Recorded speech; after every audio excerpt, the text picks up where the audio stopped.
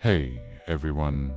Most of us have been taught that control equals safety. If we can just plan everything, analyze every possibility, and predict every outcome, then nothing bad will happen, right?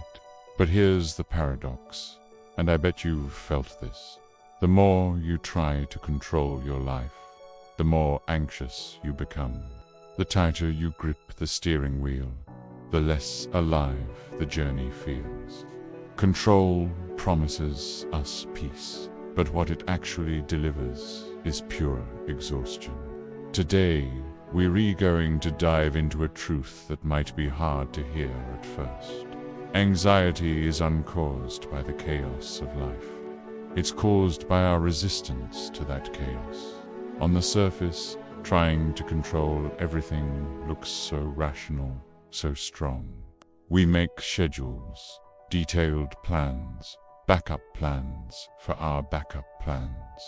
And we're constantly thinking, strategizing, and preparing.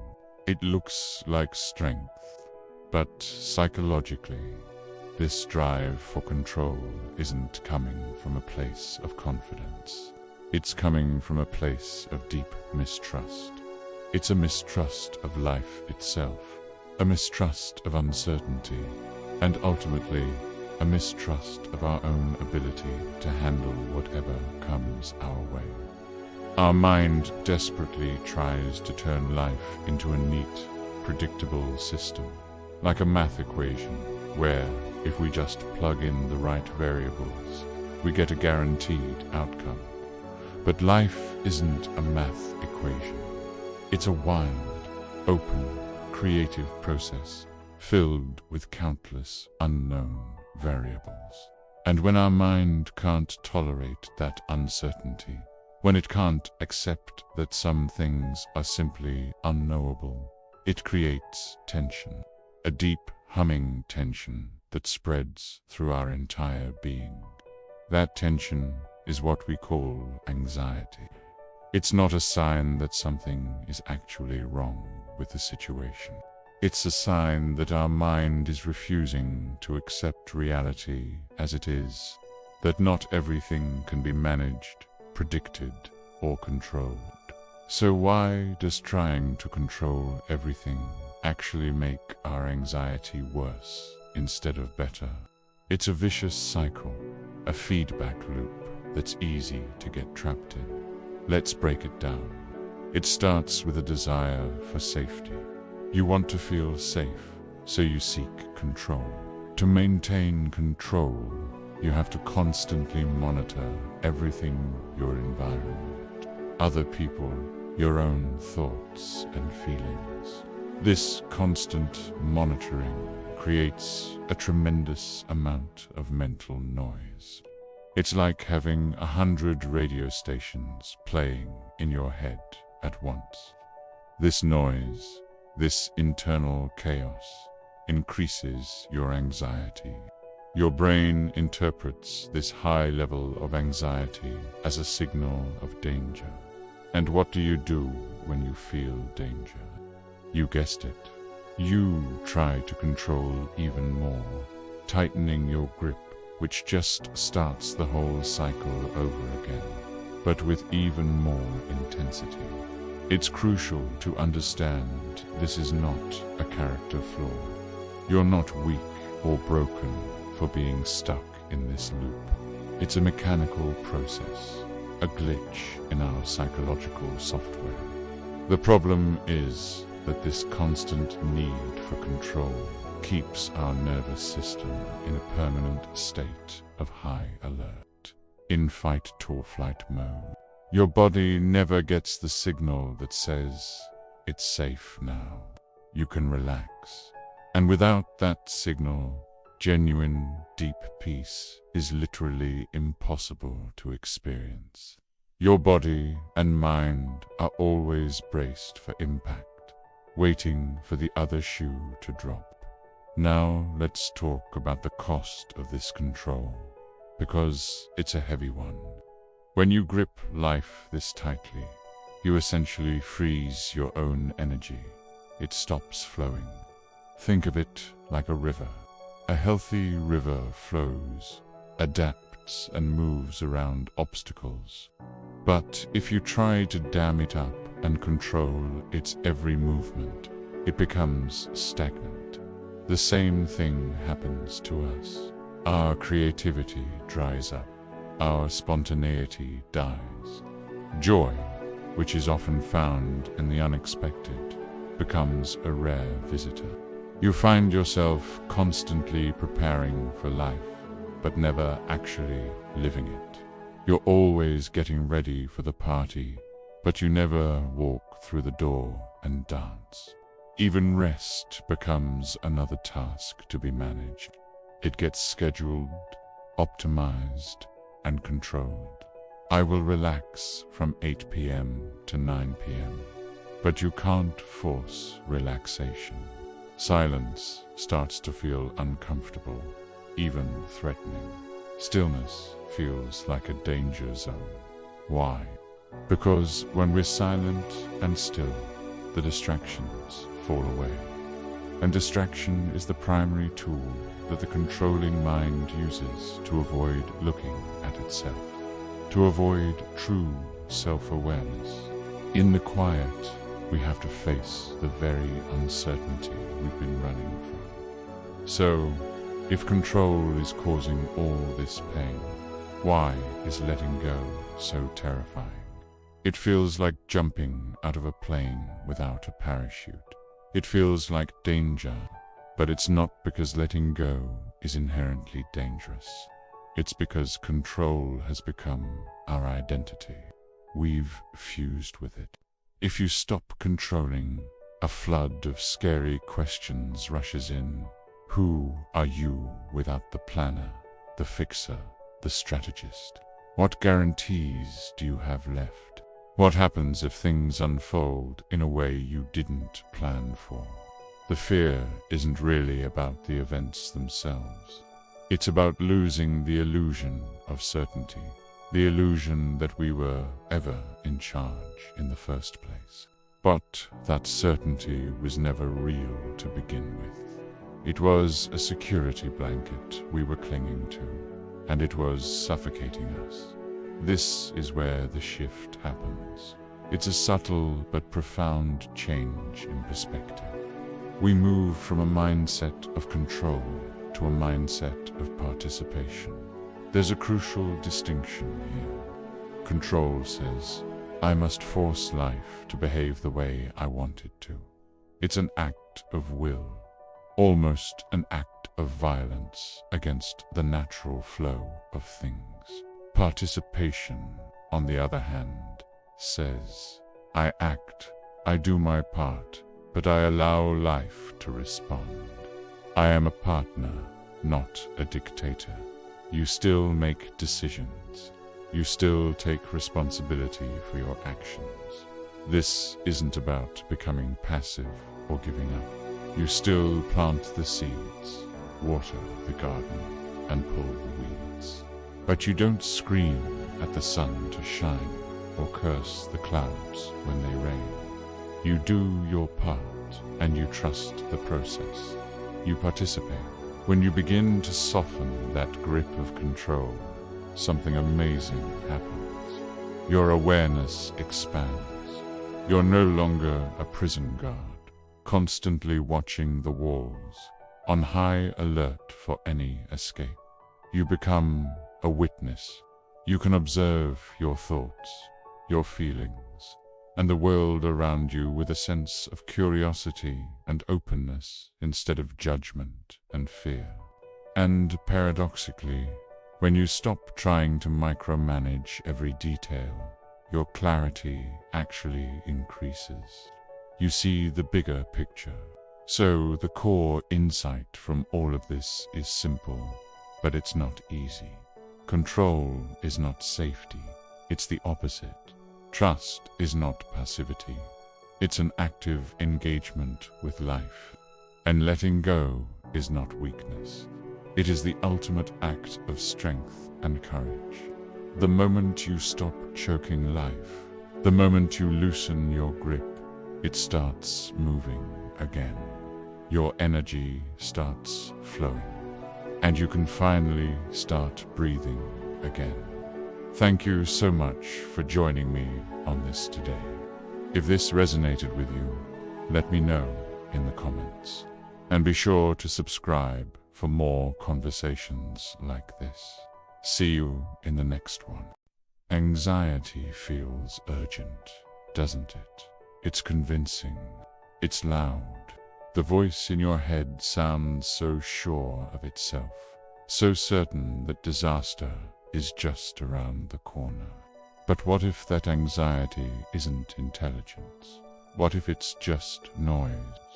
What if that constant worry, that inner narrator spinning out worst-case scenarios, isn't wisdom at all? What if it's just a frightened part of you, desperate to stay in control? Today, we're going to pull back the curtain and see how anxiety really works, how it feeds itself, and more importantly, how simple awareness can quietly dissolve it. Let's start with a radical idea. Anxiety is not a threat. It's a signal that's being misread. Think about the last time you felt anxious. It probably felt like imminent danger, right? Your heart was pounding, your palms were sweating, your mind was racing. But in that moment, was anything actually happening?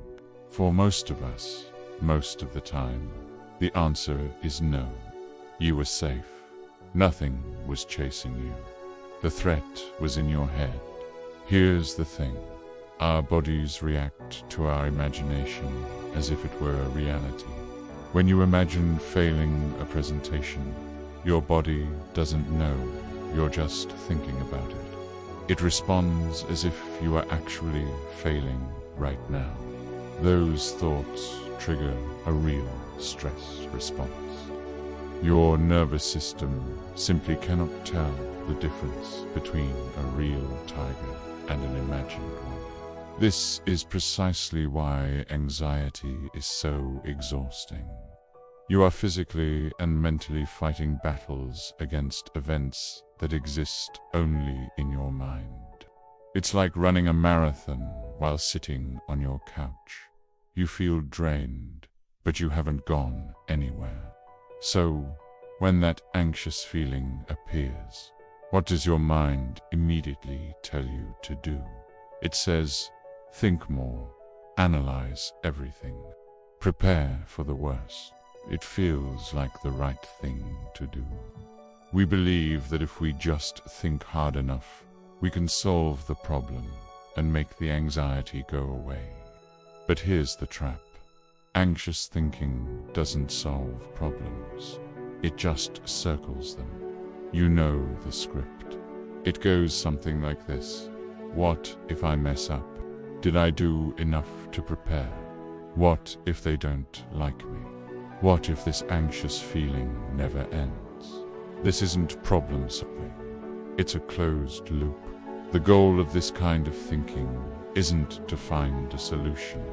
The real hidden goal is to feel in control. And the demand for absolute control requires constant, vigilant attention.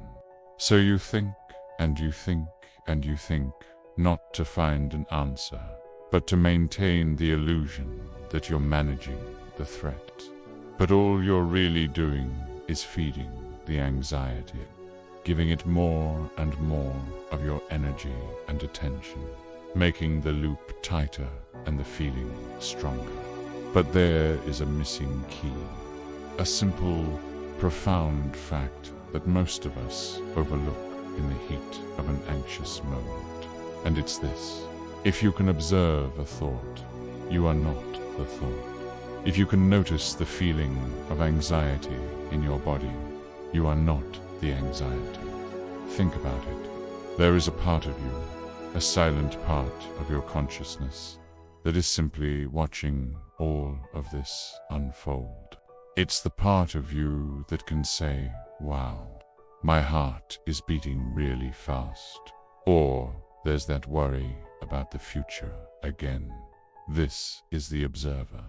This part of you doesn't panic. It doesn't judge. It just watches.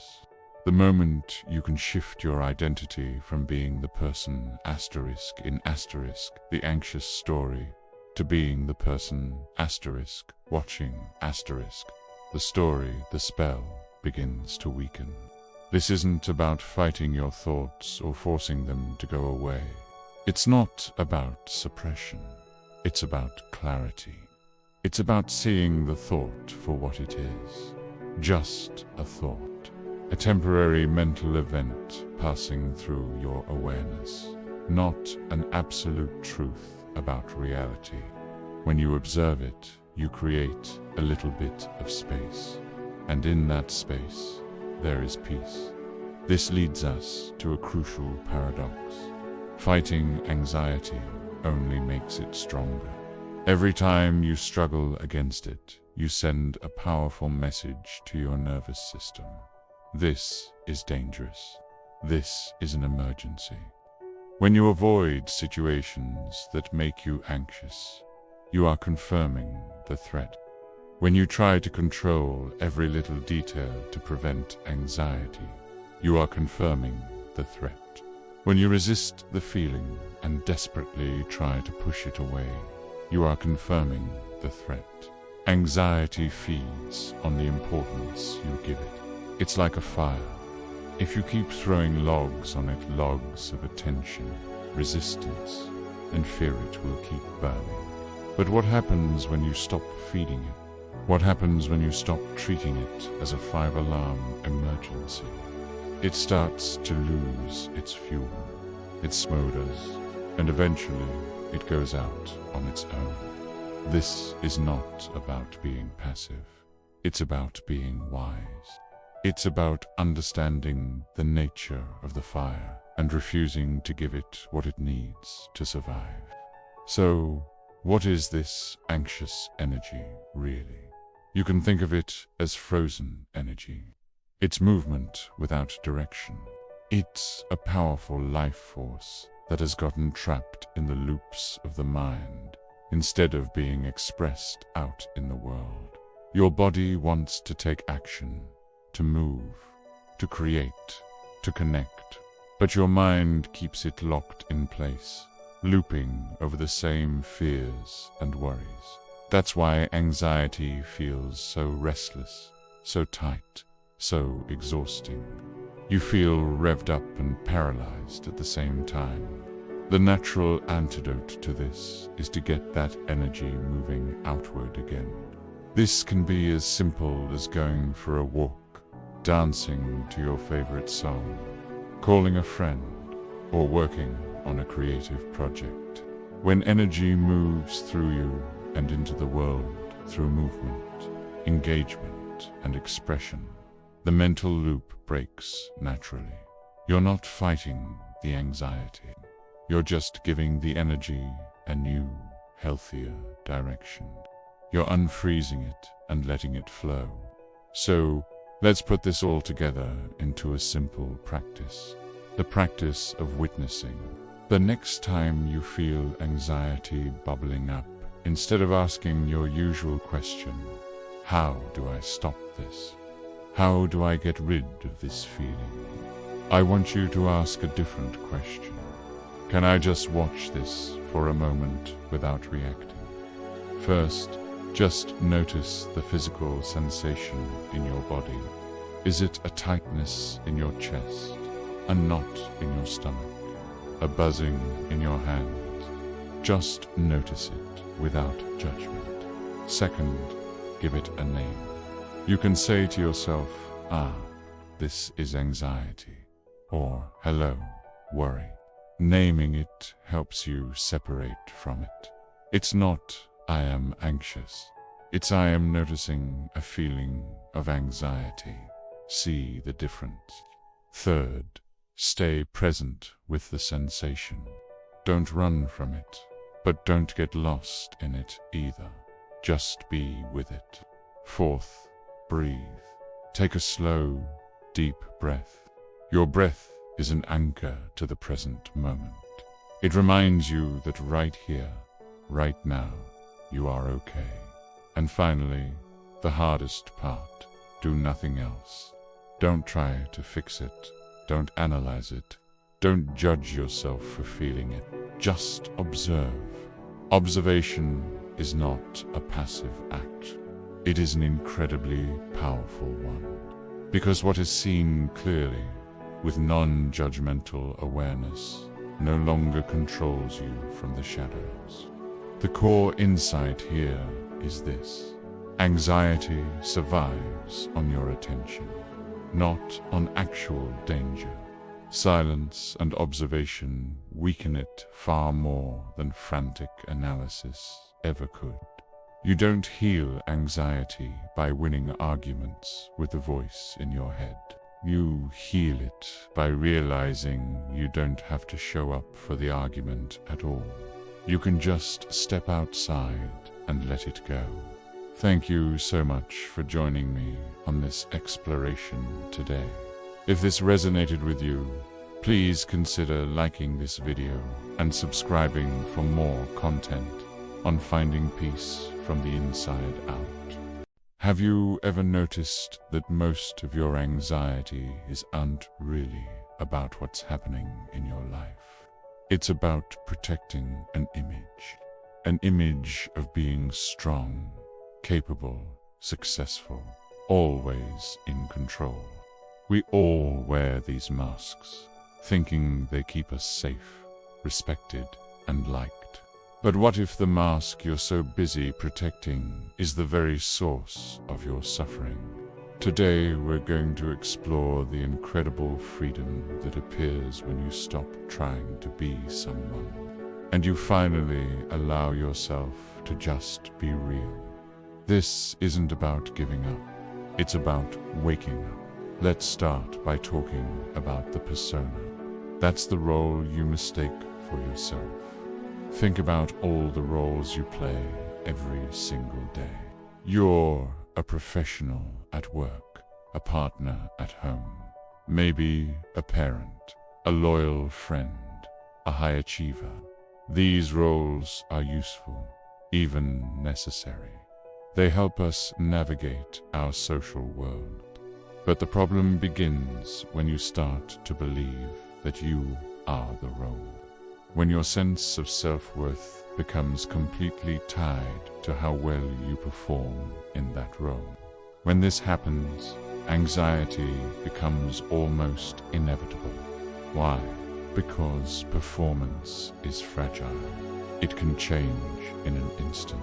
A project at work might not go as planned. A relationship might hit a rough patch. Your energy levels might dip. If your identity is built on a flawless performance, then any sign of imperfection feels like a direct threat to your very being. That's a terrifying way to live, constantly walking on an emotional tightrope. This leads us to a crucial point. The reason perfection creates so much fear. When you're constantly trying to be good enough, what you're really doing is hiding what you perceive as your weaknesses. You hide your doubts, your fears, your mistakes. But here's the thing. What is hidden doesn't just disappear. It moves into the background, into your subconscious, and it creates a quiet, constant tension. That tension is what we feel as anxiety. It's a low-grade hum of dread that follows you around. The anxiety isn't there because you are flawed. Newsflash. We're all flawed. The anxiety is there because you are divided. You've split yourself into two parts. The acceptable self that you show the world, and the unacceptable self that you hide in the shadows. This internal conflict is exhausting, and it's the real engine driving your anxiety. So, what's the alternative to this exhausting pursuit of perfection? It's wholeness. Wholeness is a radical idea in a world that pushes us to be perfect. Wholeness means allowing all parts of you to exist without judgment. It means making space for your strength and your weakness, for your confidence and your doubt, for your boundless energy and your deep fatigue. Perfectionism, on the other hand, rejects half of you. It tells you that your doubt is bad, your fatigue is a failure, and your weakness is shameful. Wholeness says, welcome. You all belong here. It's about integrating everything. When you stop fighting a civil war inside yourself, when no part of you is desperately clamoring for acceptance, anxiety starts to lose its purpose. It's like a fire that runs out of fuel. There's nothing left for it to burn. Have you ever stopped to notice just how tiring it is to maintain an image? It's a full-time job with no holidays. It requires constant adjustment based on who you're with, constant monitoring of what you say and do, constant self-editing to make sure you're projecting the right image. It is utterly draining. The antidote to this is authenticity. And authenticity is a massive energy set. When you stop defending the person you think you should be, all that energy you were using for self-policing comes flooding back to you. Presence replaces tension. You can actually be in the moment, listen to the person in front of you, and enjoy what you're doing, because you're not running a constant background program of self-criticism. This is the profound relief of authenticity. Now, a lot of people hear letting go and they get scared. They think letting go of the mask means giving up, becoming lazy, or losing their ambition. But that's a misunderstanding. Letting go of the mask is not about losing yourself. It's about finding yourself. You're not giving up your goals or your dreams. You are simply releasing the false identities and the crushing pressure you've attached to them. What disappears is not you, it's the performance. It's the stressful act. And what remains when the performance stops? Clarity. You see your goals more clearly.